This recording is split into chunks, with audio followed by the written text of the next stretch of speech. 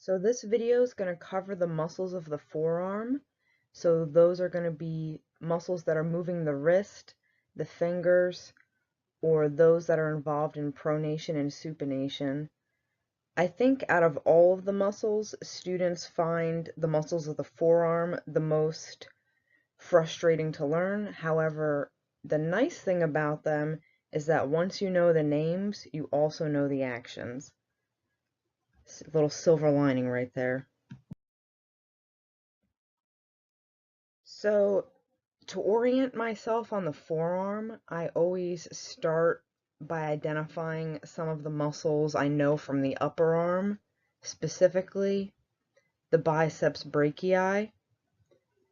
And then right next to the biceps brachii is the brachioradialis. So once I find the brachioradialis, I know the next one over is the pronator teres. And then next to that is the flexor carpi radialis. Because it's doing flexion, it's going to the wrist, and it's on the radial side, so it's on the thumb side. So because I have a flexor carpi radialis, if I flip to the other side, I can see from this angle a tiny piece of the flexor carpi ulnaris. And then in between the two, going right to the palm, is the palmaris longus. So once I locate the flexor carpi ulnaris, from this angle we can still see flexor carpi radialis, palmaris longus, and then flexor carpi ulnaris. Right next to that is the extensor carpi ulnaris, because now it's not attaching to the anterior side, it's not attaching to the palm side of my arm, it's attaching to the dorsal side, so it's going to pull the hand back, it's going to cause extension at the wrist.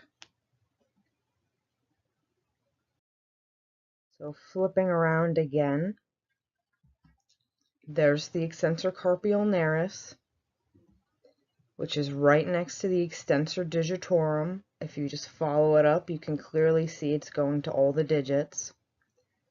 And then next to the extensor digitorum, there's the extensor carpi radialis brevis. And it's the extensor carpi radialis brevis because right next to it is the extensor carpi radialis longus.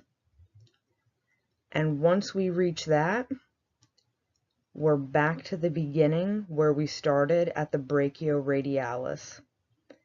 And once again, the brachioradialis is super easy to find because it's right next to the brachialis and right next to the biceps brachii. So what we've mentioned so far with our extensors have been things that are extending the wrist or extending the digits, but then these two last muscles are going to the thumb. So it's the extensor pollicis brevis and the abductor pollicis longus.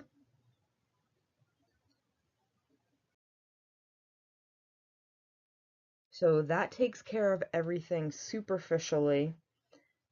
So we can go back to our starting point. And if you remove the pronator teres and the flexor carpi radialis and the palmaris longus, deep to that